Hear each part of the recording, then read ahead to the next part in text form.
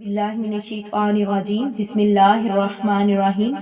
سیقولو اب کہیں گے السفہاء بے وقوف لوگ من الناسی لوگ یعنی بے وقوف لوگ کہیں گے۔ اب دیکھیں حضور نبی کریم صلی اللہ علیہ وآلہ وسلم جب مکہ مکرمہ سے ہجرت کر کے مدینہ منورہ تشریف فرما ہوئے تو بیت المقدس کی طرف جو اہل کتاب کا قبلہ تھا رخ کر کے نماز ادا فرما رہے تھے،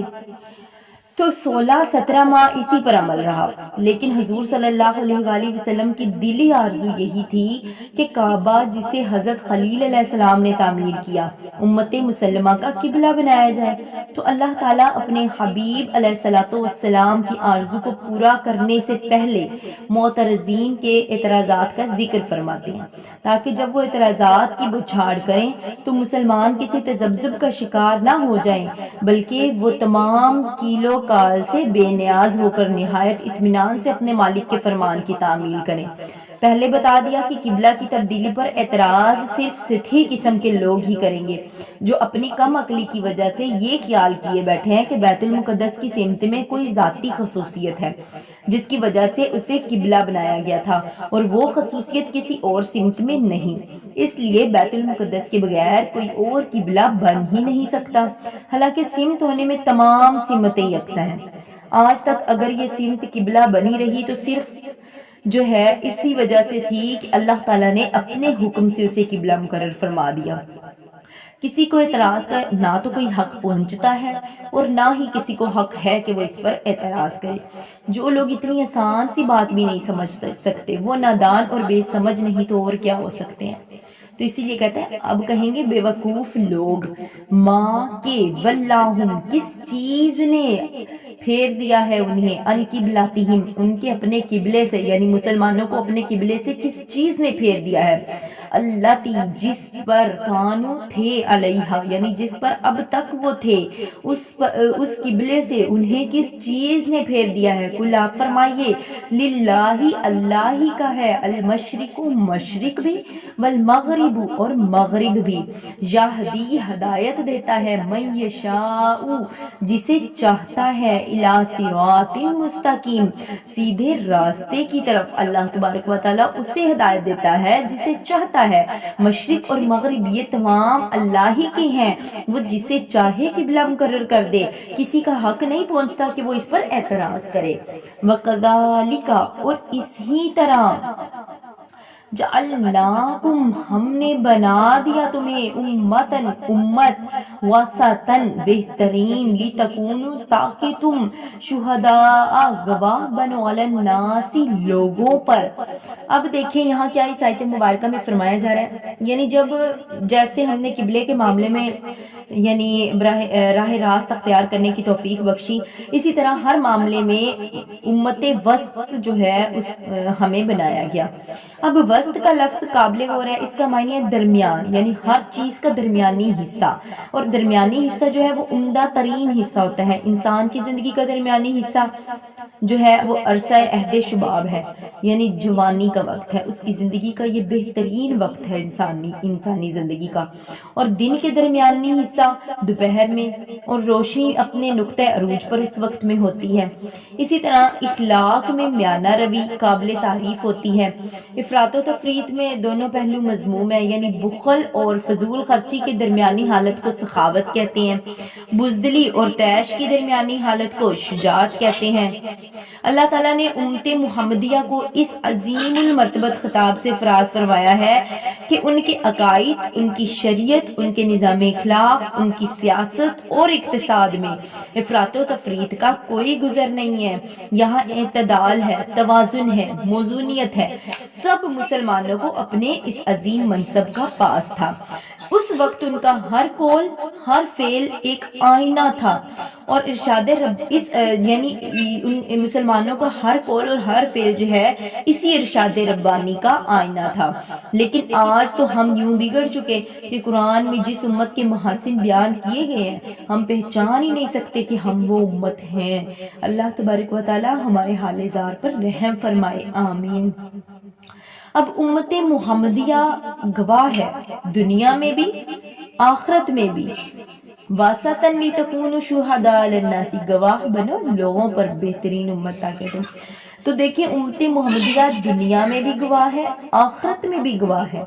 دنیا میں اس کی گواہی اسلام کی صداقت پر ہے، کیونکہ اسلامی تعلیمات کی وہ زندہ تصویر ہے. دنیا میں اس کا ہر قول، ہر فعل، اس کی انفرادی اور اجتماعی خوشحالی، اس کی سیرت کی پختگی اور اس کے اخلاق کی بلندی، ہر چیز اسلام کی صداقت پر گواہی دے رہی ہے.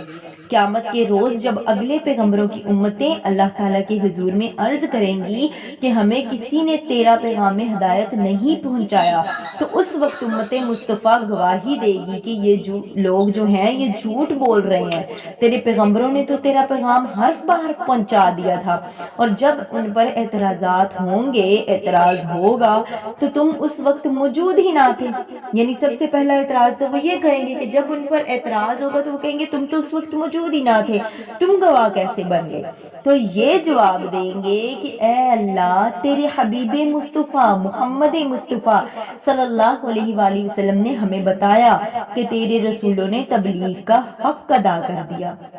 نبی کریم صلی اللہ علیہ وآلہ وسلم اپنی امت کی صداقت و عدالت کی گواہی دیں گے، کیونکہ حضور صلی اللہ علیہ وآلہ وسلم اپنے امتیوں کے حالات سے پوری طرح واقف تھے. اب حضرت شاہ عبد العزیز رحمت اللہ علیہ کیا فرماتے ہیں؟ تمہارا رسول تم پر گواہی دے گا، کیونکہ وہ جانتے ہیں اپنی نبوت کے نور سے اپنے دین کے ہر ماننے والے کے رتبے کو، کہ میرے دین میں اس کا کیا درجہ ہے اور اس کے ایمان کی کیا حقیقت ہے، اور وہ کون سا پردہ ہے جس سے اس کی ترقی رکی ہوئی ہے. بس وہ تمہارے گناہوں کو بھی پہچانتے ہیں، تمہارے ایمان کے درجوں کو بھی، تمہارے نیک اور بد سارے اعمال کو بھی پہچانتے ہیں، اور تمہارے اخلاق اور نفاق کو بھی خوب پہچانتے ہیں. وَيَكُونُ، اور ہمارا الرسول رسول علیکم تم پر شہیدن گواہ ہو، وما اور نہیں جعلنا مقرر کیا القبلۃ ہم نے بیت المقدس کو قبلہ، اللاتی جس پر کنتا آپ اب تک رہے، علیہا مگر علیہا جس پر یعنی جس پر آپ اب تک رہے ہیں، ہم نے بیت المقدس کو قبلہ بنایا. الا مگر لنعلم ہم دیکھ لیں، من یتبع کہ کون پیروی کرتا ہے، الرسول ہمارے رسول کی، ممن اور کون ینقلب مڑتا ہے، علی عقبیہ الٹے پاؤں. اب دیکھیں تم پر گواہ ہو اور نہیں مقرر کیا، یعنی ہمارا رسول تم پر گواہ ہے اور نہیں مقرر کیا. اب دیکھو 16-17 ماہ کے لیے بیت المقدس کو قبلہ مقرر کرنے اور پھر کعبہ کو حسب ثابت قبلہ بنا دینے کی ایک حکمت بیان فرمائی جا رہی ہے کہ جو نبی صلی اللہ علیہ وآلہ وسلم کی بے چوچرا اطاعت کرتے ہیں ان لوگوں سے ممتاز اور علیحدہ ہو جائیں جو بات بات پر اعتراض کرنے اور اپنی عقل کی سند حاصل کرنے کے خوگر ہیں. اب دیکھیں لِنَعْلَمَ تاکہ ہم جان لیں. اب اس سے یہ شبہ تھا کہ اللہ تعالیٰ پہلے ان کو نہیں جانتا، اس لیے علامہ قرطبی رحمت اللہ علیہ حضرت کرم علی وجہ اللہ سے لِنَعْلَمَ کا معنی لِنَرَا نقل کیا، یعنی جو چیز ہمارے علم ازلی میں قدیم سے ہے اسے وقوع پذیر ہوتے ہوئے دیکھ لیا جائے. اب بعض صحابی جو ہیں وہ کیا کرتے ہیں، بعض صحابیوں کا یہ خیال گزرا کہ جو مسلمان بیت المقدس کی طرف نمازیں پڑھتے رہے اور تحویل قبلہ سے پہلے انتقال کر گئے ان کی نمازیں تو ضائع ہو گئی. وما کان اللہ اور نہیں اللہ لیدیع کہ یہ شان اللہ کی شان نہیں ہے، لیدیع کہ ضائع کر دے ایمانکم تمہارا ایمان. ان اللہ بے شک اللہ تعالیٰ بالناس ان لوگوں پر لرؤوف بہت ہی مہربان رحیم الرحم فرمانے والا ہے. اب جب ان کا یہ خیال ہوا کہ جن لوگوں نے یعنی بیت المقدس کی طرف نمازیں تو پڑھی منہ کر کے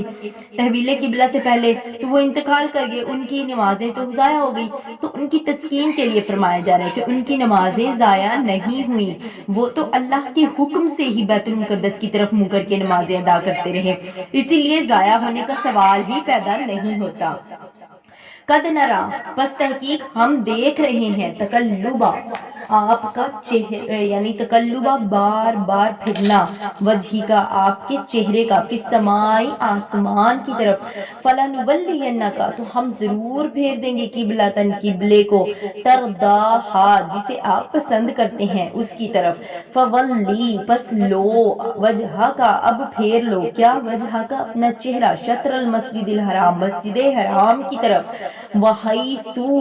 اور اے مسلمانوں ما کنتم جہاں کہیں تم ہو فولو پھیر لیا کرو وجوہکم اپنے منہ کو اپنے چہرے کو شطرہ اس کی طرف وَإِنَّا اور بے شک اللہ زینہ وہ جنہیں اوتو دی گئی الکتاب کتاب لَيَعْلَمُونَ ضرور جانتے ہیں انہو کہ یہ الحق حق ہے من ربہم ان کے رب کی طرف سے وَمَا اللَّهُ اور نہیں اللہ بغافل بے خبر اما اس سے یعملون جو وہ کرتے ہیں۔ اب دیکھیں کہ یہ آیت کعبہ جو ہے وہ حضور صلی اللہ علیہ وآلہ وسلم کے جد امجد حضرت خلیل علیہ السلام کا قبلہ تھا، نیز اہل عرب کو اسلام کی طرف مائل کرنے کا ایک مؤثر ذریعہ تھا۔ یہ ان کے علاوہ کئی دیگر وجوہات بھی تھی جنہیں نگاہ نبوت دیکھ رہی تھی، جن کے باعث حضور صلی اللہ علیہ وآلہ وسلم کی دلی تمنا تھی کہ کعبہ کا قبلہ بنا دیا جائے، اور چشم امید رحمت کی طرف بار بار نگاہ اٹھتی رہتی تھی۔ اللہ تعالیٰ کو اپنے محبوب کی یہ ادا اتنی پیاری اور اس کی خوشنودی کی خاطر یعنی اتنی مطلوب تھی کہ اسی آیت میں اعلان فرما دیا کہ اے محبوب صلی اللہ علیہ وآلہ وسلم جو قبلہ تمہیں پسند وہی ہمیں بھی پسند، جو تیری خوشی کے لیے ہم قبلے کو قبلہ مقرر کر دیتے ہیں۔ تو قد نرا تقلب وجہی کا، اب دیکھیں یہاں کیا فرمایا، تیرے رخ انور کا بار بار آسمان کی طرف اٹھنا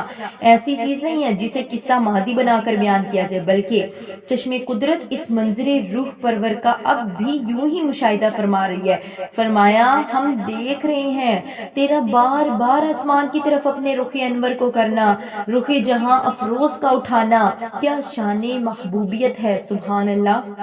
جب یہ آیت نازل ہوئی تو حضور صلی اللہ علیہ وآلہ وسلم اپنے صحابہ کرام رضی اللہ تعالی عنہم کے ساتھ مسجد بنی سلمہ میں ظہر کی نماز بجماعت پڑھ رہے تھے،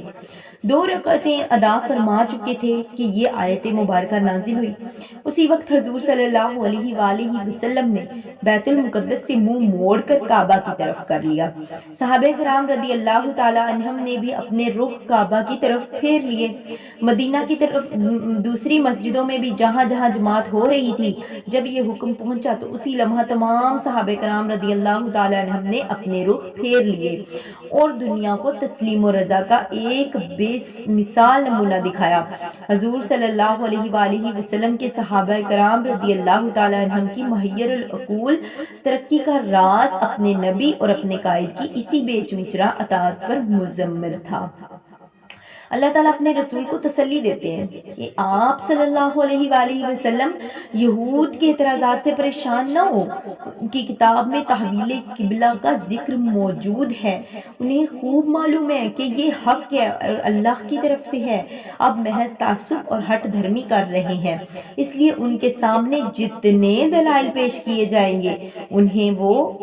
کوئی بھی دلائل جو ہے ہدایت نہ ہوگی، کسی بھی دلائل سے ان کو فائدہ حاصل نہ ہوگا۔ جی اگر ویڈیو پسند آئی ہو تو ہمارے اس YouTube چینل کو سبسکرائب کیجیے